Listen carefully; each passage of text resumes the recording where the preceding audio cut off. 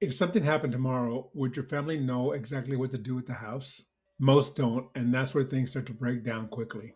In this Salt Lake Valley Real Estate Explainer, we walk through why most families are unprepared for what happens to a parent's home and what decisions should be clarified before a transition begins. Here's what I see most families are wrestling with. The house is often the largest asset, but there's no clear plan tied to it.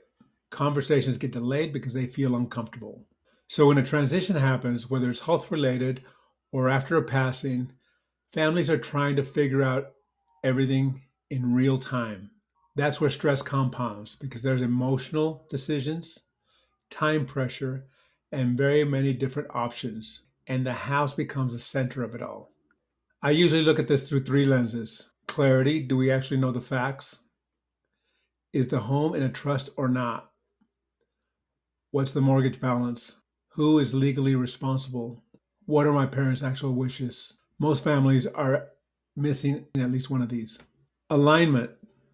Is the family on the same page? One sibling wants to sell, one wants to keep, and one wants to rent it.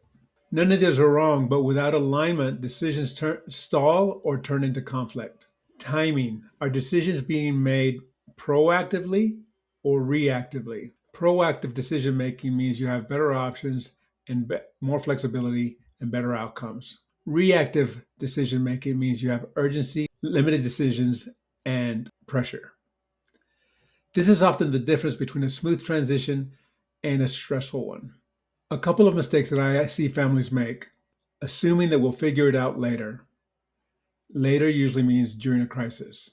Not knowing how the home is titled. This often leads to probate delays. Avoiding the conversation entirely. This creates confusion and conflict. Treating this as not a real estate issue, but the house is the asset and everything revolves around it. In the Salt Lake Valley, this matters because a large percentage of homes are owned by long-term homeowners. Many of the properties have significant equity. And as more families go through transitions, these homes are entering the market under pressure. When there's no plan, homes are often sold quickly, but not strategically. Families may leave money on the table. Timelines are directed by circumstances and not choice.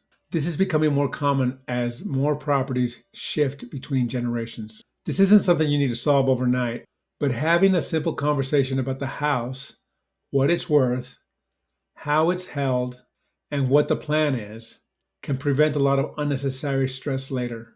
If you ever want help thinking through that as a family, I'm happy to help walk you through it.